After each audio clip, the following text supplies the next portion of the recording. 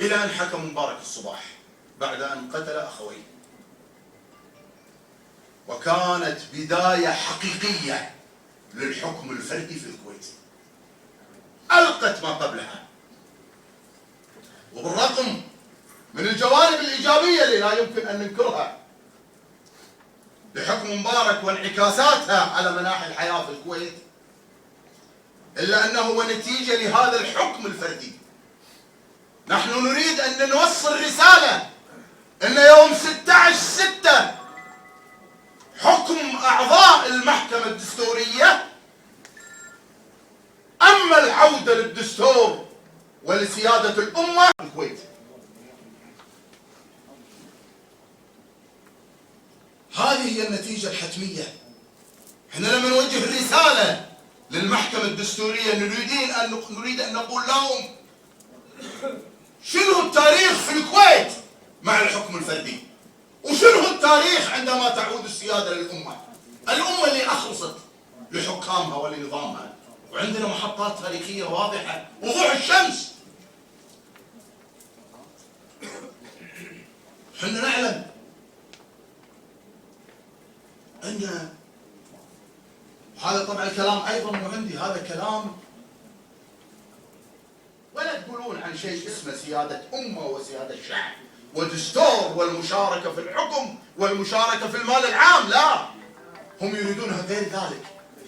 نحن نريدها دولة دستور ومؤسسات، وهم يريدونها دولة المشيخة.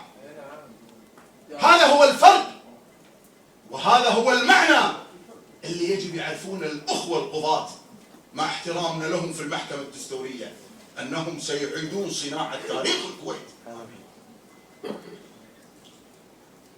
احنا عندنا تراث سيء الحقيقة في الحكم الفردي. يعني عهد مبارك وجابر المبارك وسالم المبارك 25 سنة من الحكم الفردي، وتجعل القضاء بأحكامه هو اللي يقرر الحكم الفردي ويلقي سلطة الشعب.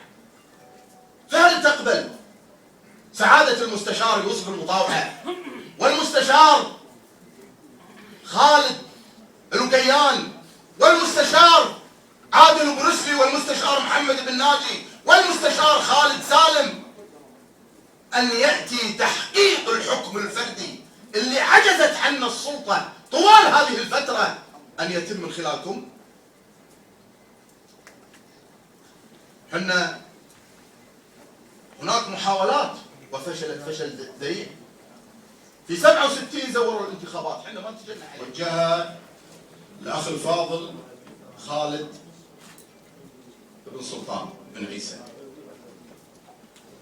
وهو ما أعتقد أن هناك من يشك بإخلاص للنظام وللكويت. وجهها مخلصا حرصا على الكويت وعلى النظام، كما وجهها قبل ذلك جدا الشيخ يوسف بن عيسى رحمة الله عليه. ولكن للأسف بأن هناك لحظات تاريخية يكون هناك صعوبة في السلطة أن تسمع هذه النصائح.